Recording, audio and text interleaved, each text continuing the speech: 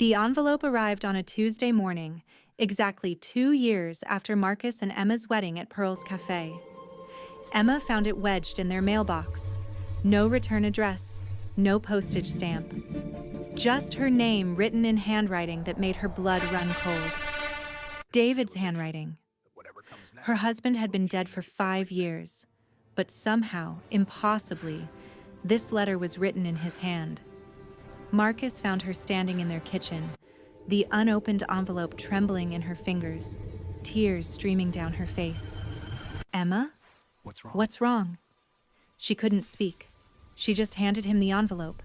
Marcus stared at the handwriting, then at his wife's terrified face, and felt their carefully rebuilt world begin to crack.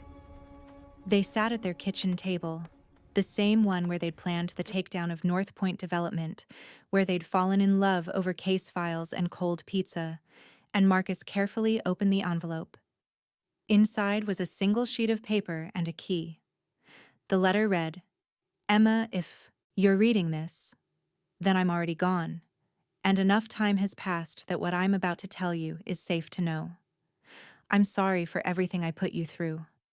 I'm sorry for the secrets. I'm sorry I couldn't tell you the truth.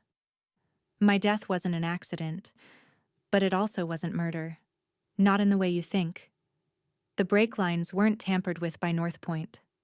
I cut them myself. I needed everyone to think I was dead. It was the only way to protect you from what I'd discovered. North Point was just the surface. There's something much bigger underneath. Something that involves people so powerful that exposing them would have put you in danger for the rest of your life. I've been watching from a distance. I saw you grieve. I saw you rebuild.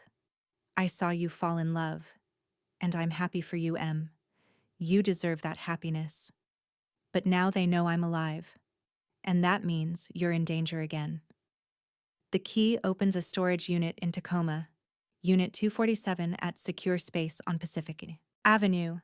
Inside, you'll find everything. All the evidence I've been gathering for 5 years. Evidence of corruption that goes all the way to the top. I'm sorry to drag you back into this, but you're the only person I trust. You and whoever that man is I've seen you with, the one who looks at you the way I used to. Finish what we started, Emma, and forgive me. Always, David. Emma couldn't breathe. The room was spinning. "He's alive," she whispered. David is alive. Felt like he'd been punched in the gut.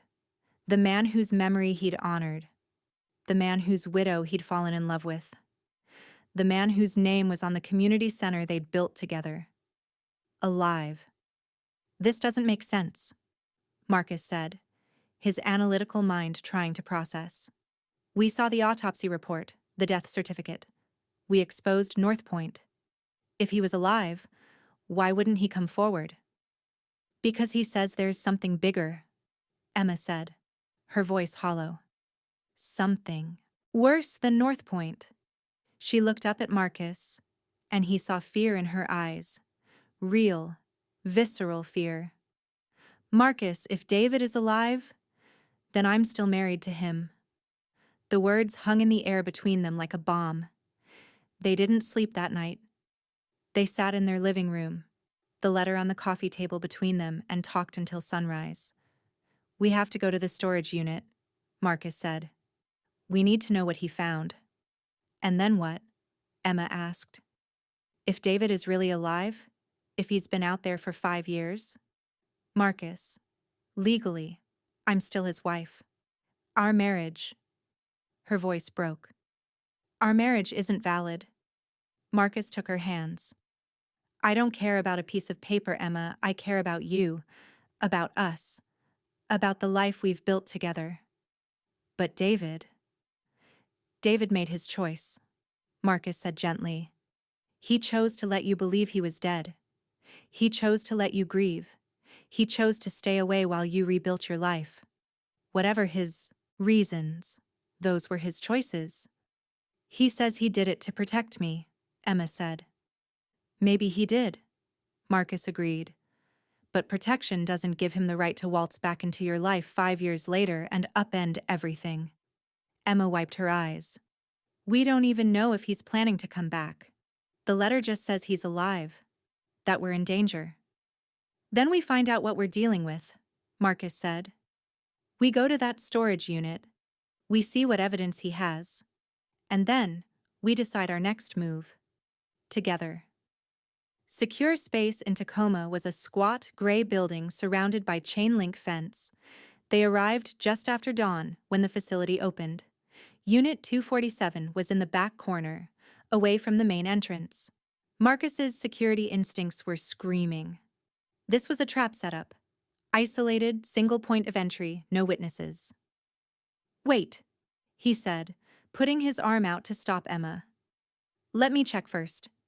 He'd learned a few things during their North Point investigation, how to spot surveillance cameras, how to detect listening devices, how to know when you were being watched. The unit was clean. No cameras, no devices, just a 10x10 storage space filled with boxes, filing cabinets, and a laptop sitting on a small desk. Emma stepped inside, and Marcus saw her face crumple. Taped to the wall were photos. Dozens of them.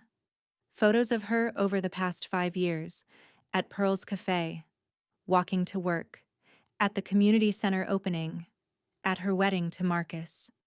He's been watching me this whole time, she whispered. Like some kind of ghost. Marcus felt anger rise in his chest. This wasn't protection. This was obsession. But then they opened the first filing cabinet, and the anger turned to ice-cold dread. David hadn't been exaggerating. What he'd uncovered made North Point look like a parking violation. There were files on senators, judges, FBI officials, police chiefs, all connected to a network called the Commonwealth, a shadow organization that had been manipulating Seattle's development, legal system, and politics for over 30 years. North Point Development wasn't a corrupt company, it was a front. A way to launder money and funnel it to Commonwealth members. The building collapse that killed 4 people? That was a warning to a city council member who'd tried to back out. And David's public defender case, the one that started everything. The defendant wasn't just connected to North Point. He was the son of the Commonwealth's founder. My God, Emma breathed, reading through the files. David stumbled onto this completely by accident. He was just defending a client. And when he started digging, they tried to scare him off, Marcus said, pulling up files on the laptop. When that didn't work, they escalated. The laptop contained audio recordings, phone calls, meetings, all meticulously documented. Marcus recognized some of the voices, city officials he'd done business with, tech investors he'd met at conferences. But one recording made his blood run cold.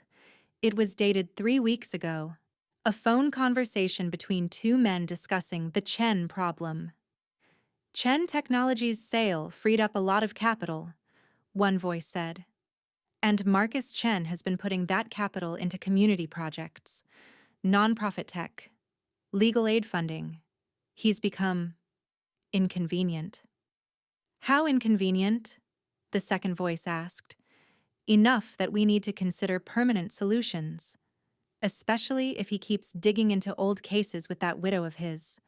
Marcus felt Emma's hand grip his arm. They're talking about you, about killing you. They were so focused on the recordings that they didn't hear the storage unit door close behind them until it was too late. You shouldn't have come here. Emma spun around and the color drained from her face, standing in the doorway of the storage unit, looking 5 years older and 20 pounds thinner, wearing a beard and glasses that barely disguised his face, was David Lawson. He was alive. He was real.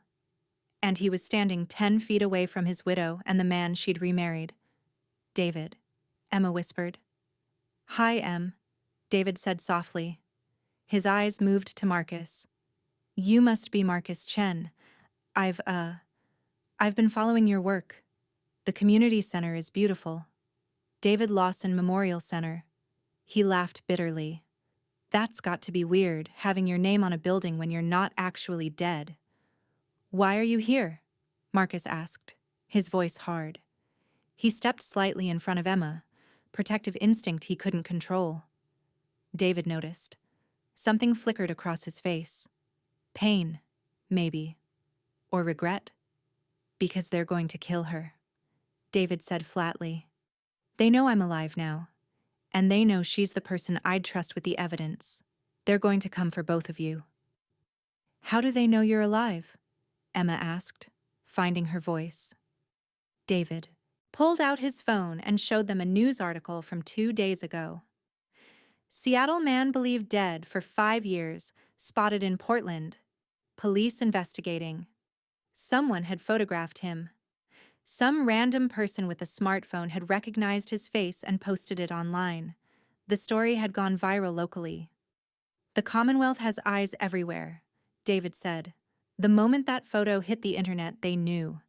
I've been running ever since, but I had to warn you first. They sat in that storage unit for 2 hours while David explained everything. How he'd faked his death with the help of a sympathetic medical examiner who was also investigating the Commonwealth. How he'd spent 5 years gathering evidence, moving from city to city, using false identities. How he'd watched Emma grieve and rebuild from a distance, wanting desperately to tell her the truth, but knowing it would put her in danger. The hardest day of my life was watching you marry someone else, David said, looking at Emma. Not because I was angry, but because I saw how happy you looked. Happier than you'd been with me in years. And I realized that me coming back would destroy that. Then why did you send the letter? Emma asked, tears streaming down her face. Because your happiness doesn't matter if you're dead, David said bluntly. The Commonwealth is planning something big, a final cleanup operation. Everyone who's ever been a threat to them. You exposed North Point. That made you a threat. And Marcus, he turned to him. You've been funding legal aid organizations, helping immigrant families fight housing violations. You've been accidentally dismantling their operations one community project at a time. Marcus felt the pieces clicking together. All those projects he'd funded over the past 2 years. The legal clinic in Beacon Hill, the housing advocacy group, the immigrant rights organization. He'd thought he was just giving back to the community. He'd been fighting the Commonwealth without even knowing it. So what do we do? Marcus asked. Run? Hide? We exposed North Point. We can expose them too. North Point was middle management, David said. The Commonwealth is the board of directors. They own judges. They own police. Hell, they probably own half the FBI field office in Seattle. The evidence I've gathered is comprehensive, but it needs to go to the right people. And I don't know who the right people are anymore. I do, said a voice from the doorway. All 3 of them spun around. Standing there, looking far too calm for someone who'd just walked into a storage unit containing 2 wanted people and a dead man, was Patricia Holloway, David's old boss from the public defender's office. Patricia? Emma said, shocked. How did you? I've been tracking David for 3 years, Patricia said, stepping inside and closing the door. Ever since I realized his death didn't add up. I've also been tracking the Commonwealth, building my own case. Carefully, quietly. She looked at David. You were sloppy, Lawson. That photo in Portland? Amateur hour. But it did one useful thing. It forced you out into the open. Now we can actually work together instead of duplicating efforts. You've been investigating the Commonwealth? Marcus asked. For 5 years, Patricia confirmed. Since before David's death. I was the one who told him to drop the case, remember? I knew what he'd stumbled onto. I also knew that if he kept pushing, they'd kill him. So I told him to back off, hoping he'd listen. But he didn't, Emma said. No, Patricia agreed. He went to the DA instead. And when the death threat started, I knew we were out of time. So I helped him disappear. David stared at her. The medical examiner? That was you? My brother-in-law, Patricia said.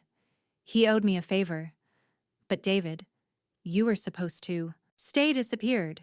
You were supposed to let me handle this. I did let you handle it, David shot back. For 5 years. And the Commonwealth is bigger now than ever. Because these things take time, Patricia snapped. You can't just throw evidence at corruption this deep and expect it to stick. We need a perfect case. Airtight. We need to hit them all at once so they can't protect each other. Marcus stepped forward. What do you need? Patricia looked at him appraisingly. Money, resources, and most importantly, someone they won't suspect. David is supposedly dead. Emma is flagged as a person of interest after North Point.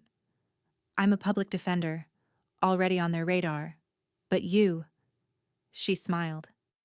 You're Marcus Chen, billionaire philanthropist, respected tech entrepreneur.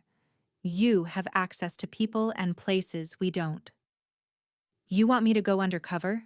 Marcus said. I want you to do what you've been doing, Patricia corrected. Invest in community projects, attend charity galas, network with Seattle's elite. But this time, wear a wire. Get them talking. The Commonwealth operates through personal relationships and backroom deals. We need recordings, concrete evidence of active crimes. Emma grabbed Marcus's arm. Absolutely not. They already have you on a kill list.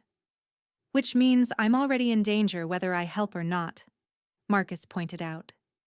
At least this way, we're fighting back. What none of them noticed was the small device tucked behind one of the filing cabinets in the storage unit.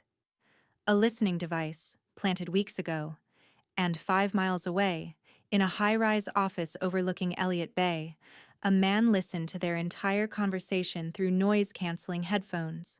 He smiled, made a phone call, and said 6 words. The widow found her dead husband. They split up immediately after the meeting. David would continue hiding but now coordinating with Patricia. Emma would maintain her normal routine, cafe work, community center volunteering, to avoid suspicion.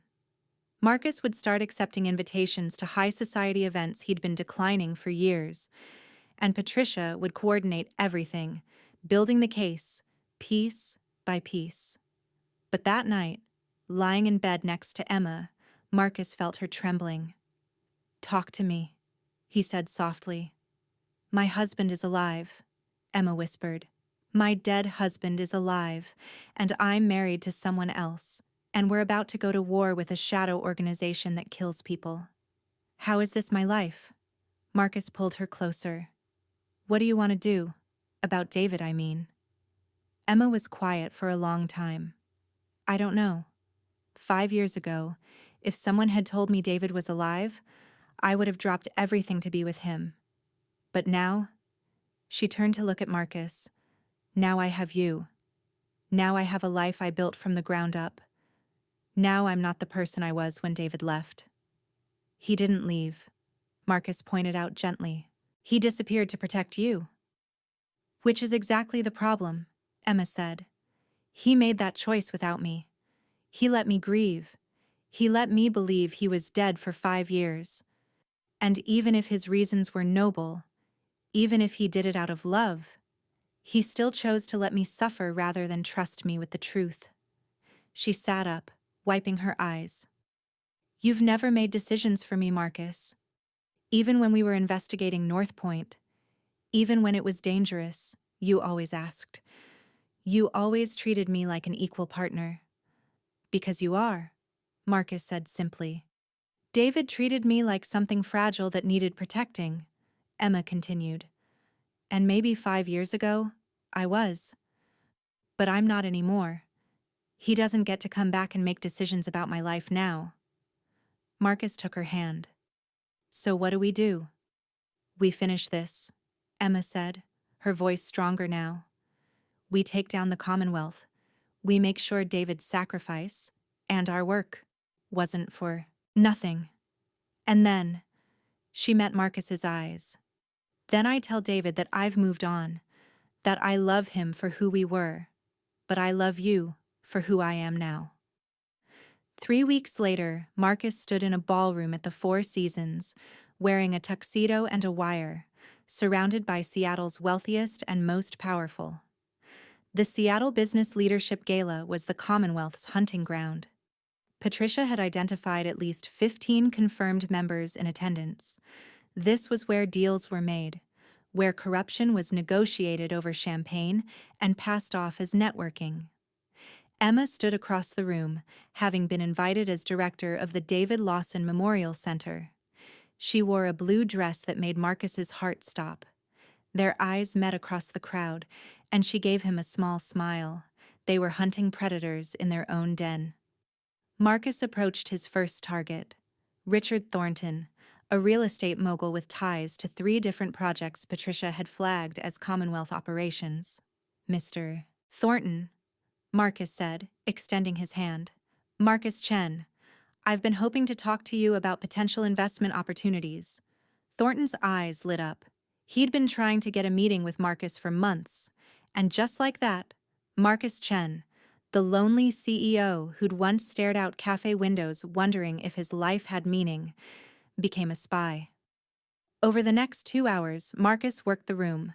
With each conversation, he gathered more evidence, recordings of bribes being discussed, mentions of influencing building inspectors, references to problem people who needed handling. But it was his conversation with Judge Helen Morrison that changed everything. I heard about your work with the Memorial Center, Judge Morrison said, sipping her wine. Very admirable. Of course, I also heard you've been funding several legal aid organizations, helping people fight evictions, contest building violations. Her tone was pleasant, but her eyes were cold. Just giving back to the community, Marcus said carefully. Of course, Judge Morrison agreed. Though I wonder if you realize how some of those cases might complicate certain development projects that provide jobs, revenue, progress. Progress for who? Marcus asked. Judge Morrison smiled. For those wise enough to understand that Seattle's growth requires difficult decisions. Not everyone can win, Mr. Chen. Some people need to lose for the greater good. And you get to decide who loses? Marcus asked. Someone has to, Judge Morrison said. Otherwise, it's chaos. The Commonwealth exists because Seattle needs structure. We provide that structure. We've been doing it for 30 years, and the city has thrived. By bribing officials and killing whistleblowers? The words were out before Marcus could stop them. Judge Morrison's expression didn't change, but her hand tightened on her wineglass. I think you've been listening to the wrong people, Mr. Chen. People like David Lawson, for instance. Marcus's blood ran cold. David Lawson is dead. Is he? Judge Morrison asked. Because I have a source that says otherwise. I have a source that says he's been alive for 5 years, gathering evidence like a little rat in the walls. And I have a source that says his widow, your lovely wife, knows exactly where he is. She leaned closer. Here's the thing about rats, Mr. Chen. Eventually, you have to exterminate them. All of them. Marcus found Emma immediately, pulling her toward the exit. We need to leave. Now. But as they reached the ballroom doors, 6 men in suits blocked their path. Security, supposedly. But Marcus recognized the look in their eyes. Commonwealth enforcers. Mr. Chen, Ms. Lawson, one of them said. We'd like you to come with us. There are some people who'd like to talk to you. We're leaving, Marcus said firmly. I'm afraid that's not an option. Marcus felt Emma's hand slip into his. They were trapped. Surrounded by Seattle's elite with nowhere to run. And then the lights went out. In the chaos of the blackout, Marcus felt someone grab his arm. Move. Now. It was David's voice. Somehow, impossibly, David was there. He pulled Marcus and Emma through the dark ballroom, navigating by memory. They burst through a service entrance, down a back stairwell, and out into the alley behind the Four Seasons. A car was waiting. Patricia was driving. "Get in," she shouted. They scrambled into the car as Patricia hit the gas.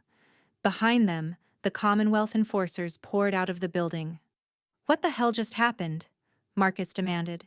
"You were made," Patricia said, weaving through traffic. "We've been listening to your wire. When Judge Morrison made you, we had about 90 seconds to get you out before they disappeared you."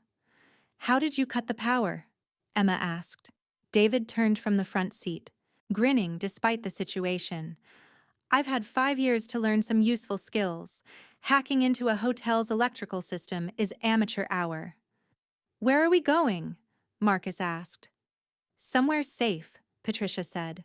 "Somewhere they won't find us. Because as of tonight, we're officially at war." The safe house was a cabin 2 hours outside Seattle, buried in the Cascade Mountains. Patricia had been preparing it for years, stockpiled with supplies, equipped with secure communications, completely off the grid. They spent the night reviewing everything they'd gathered.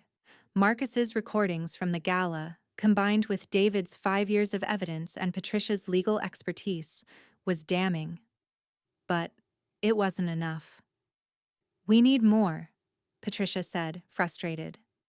"We have evidence of individual crimes, but we need the smoking gun. Something that connects all of them to the Commonwealth directly. Something that proves it's an organization, not just a bunch of corrupt individuals." "There's a quarterly meeting," David said quietly. "Every 3 months, the senior members meet in person. No phones, no recordings, complete secrecy.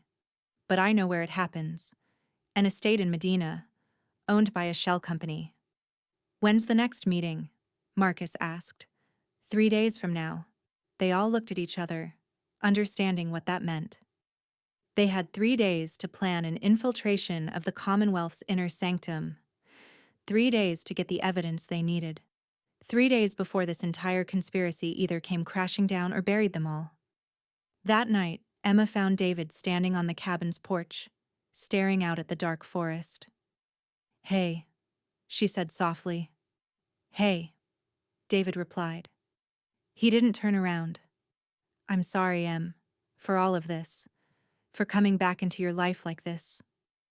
"I'm glad you did," Emma said. "Not for the danger, but I needed to know. I needed closure." "Closure," David repeated. "That's what I am now?"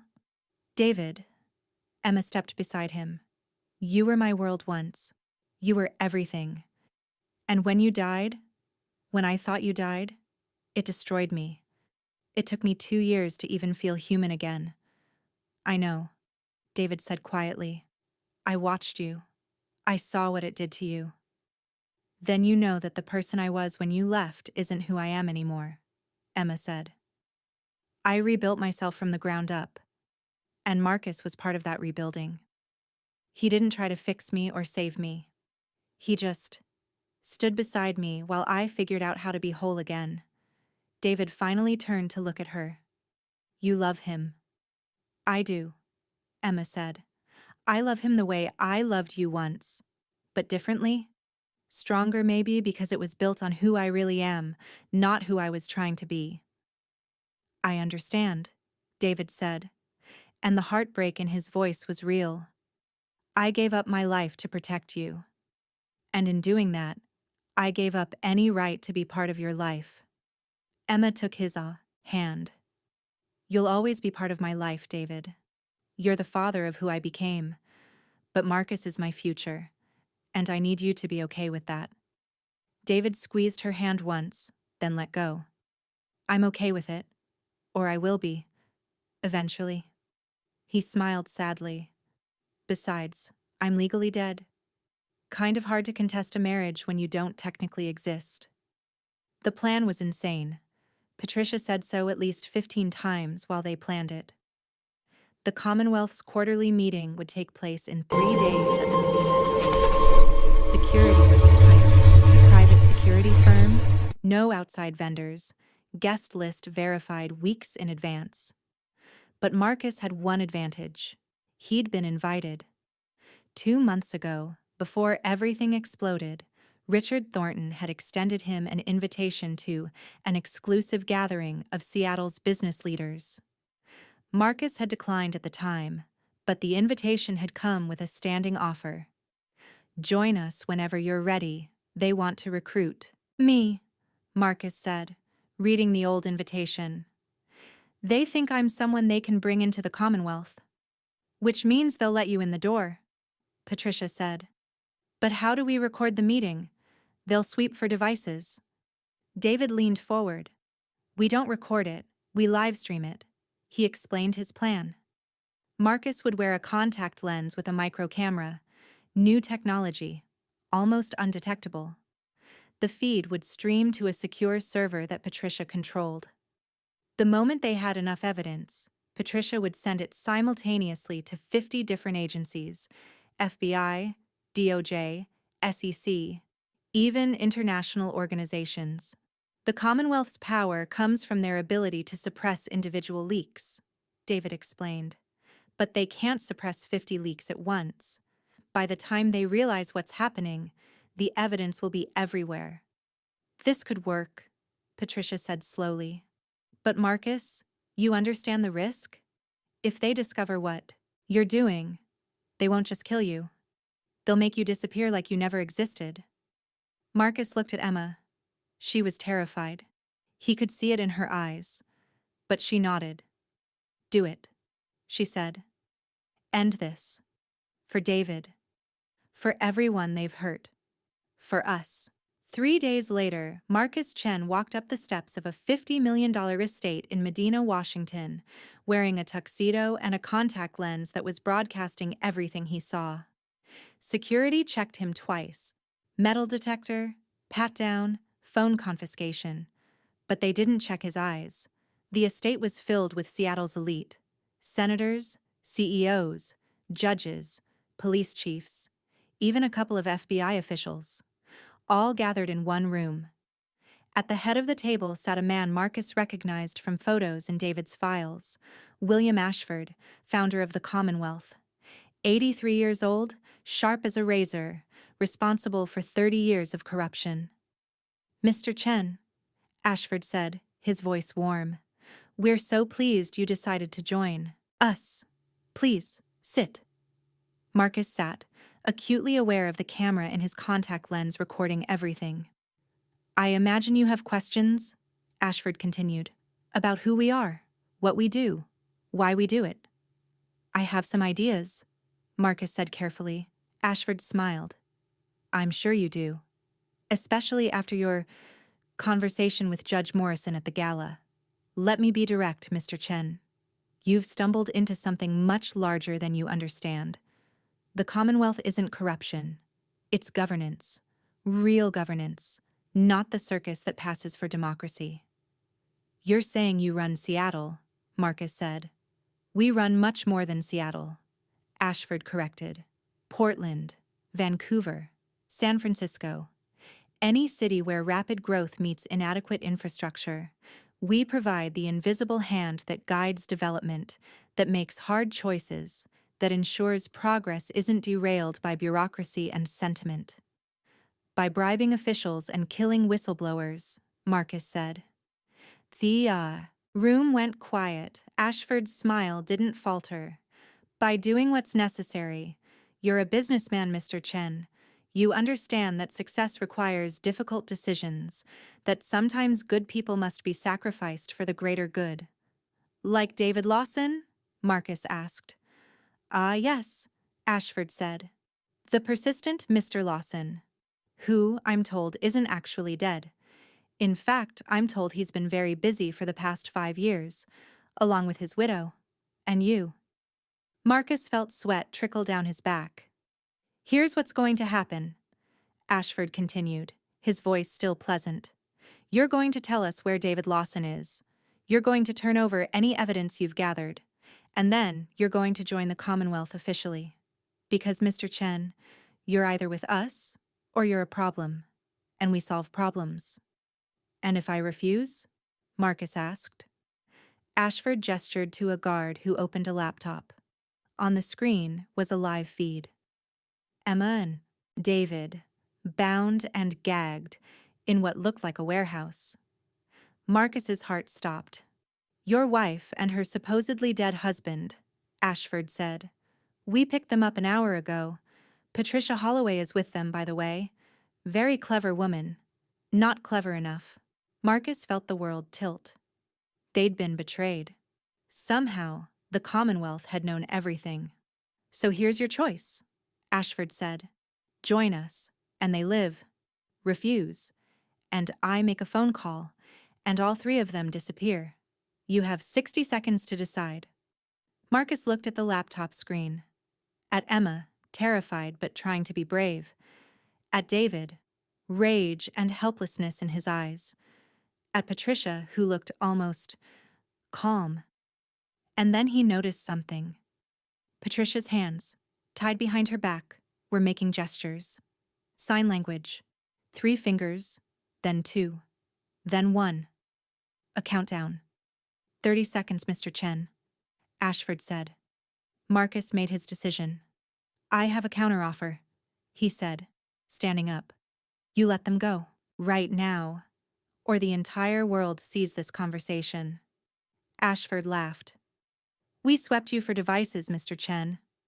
Not well enough, Marcus said. He tapped his eye. Contact lens microcamera. Streaming live for the past 15 minutes.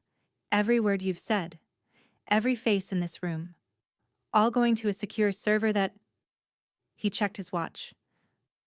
Is about to go live in 30 seconds. The room erupted. People standing, shouting. Security moving toward Marcus. But Ashford held up a hand. Bluffing. You're bluffing. Am I? Marcus asked. And then, loudly, clearly, he said, Patricia, execute Protocol 0. On the laptop screen, Marcus saw Patricia smile. Her hands had been tied, but not well enough. She'd been working them free the entire time. In one smooth motion, she pulled a phone from her pocket and pressed a button. Every screen in the Medina estate, TVs, computers, tablets, suddenly displayed the same thing, a live stream of their meeting. Audio and video, crystal clear, broadcasting to 50 different agencies simultaneously. You were so focused on Marcus, Patricia's voice came through the laptop speaker, that you didn't check me carefully enough when you grabbed us. Rookie mistake. The warehouse location where Emma and David were being held erupted in chaos. FBI agents swarmed in, real FBI agents, ones Patricia had been cultivating for years. At the Medina estate, sirens began wailing outside. Ashford stared at Marcus, genuine shock on his face. You've destroyed everything. No, Marcus said. I've exposed everything. There's a difference. The arrests took 3 days. 47 people indicted, including judges, senators, police officials, and business leaders.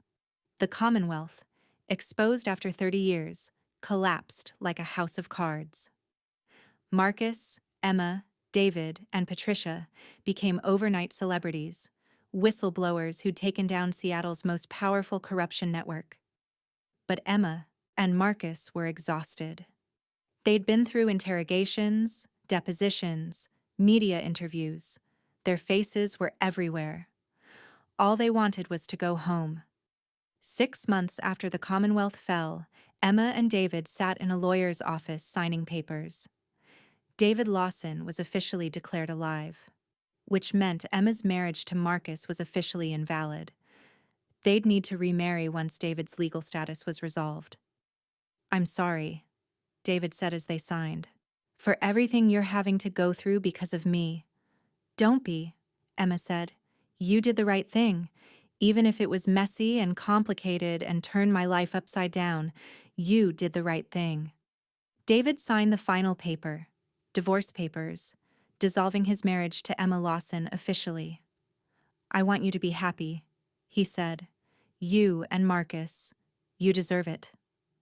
What about you? Emma asked. What will you do now? David smiled. Patricia offered me a job. She's starting a non-profit, investigating corruption in other cities. Apparently, Seattle wasn't the only place with a Commonwealth problem. I figure I've got 5 years of experience living in the shadows. Might as well put it to use. That sounds perfect for you, Emma said honestly. They stood, looked at each other, and Emma hugged him, not as a wife hugging a husband, but as one survivor hugging another. Thank you for protecting me, she said, even if it meant breaking both our hearts. Thank you for forgiving me, David replied, even though I didn't deserve it. 3 months later, Marcus and Emma Chen got married. Again, this time legally, officially, with no ghost husbands or shadow conspiracies hanging over them. The ceremony was at Pearl's Café, just like the first time. Linda catered. The community center kids made decorations. Patricia officiated. And in the back row, wearing sunglasses and a baseball cap to avoid media attention, David Lawson watched his ex-wife marry the man who'd helped bring her back to life. When Marcus and Emma kissed, David smiled, wiped his eyes, and quietly slipped out.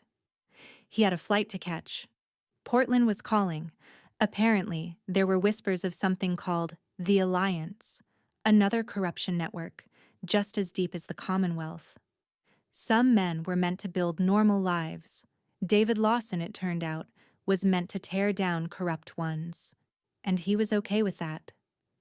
2 years after the Commonwealth fell, Marcus and Emma sat in their usual booth at Pearl's Café, drinking coffee and reading the newspaper. Says here that David's group just exposed a corruption ring in San Diego, Emma said, showing Marcus the article. 30 indictments. He's getting good at this. He always was, Marcus said. He just needed to find the right fight. Emma folded the newspaper and looked at her husband. Do you ever wonder what would have happened if David had never sent that letter?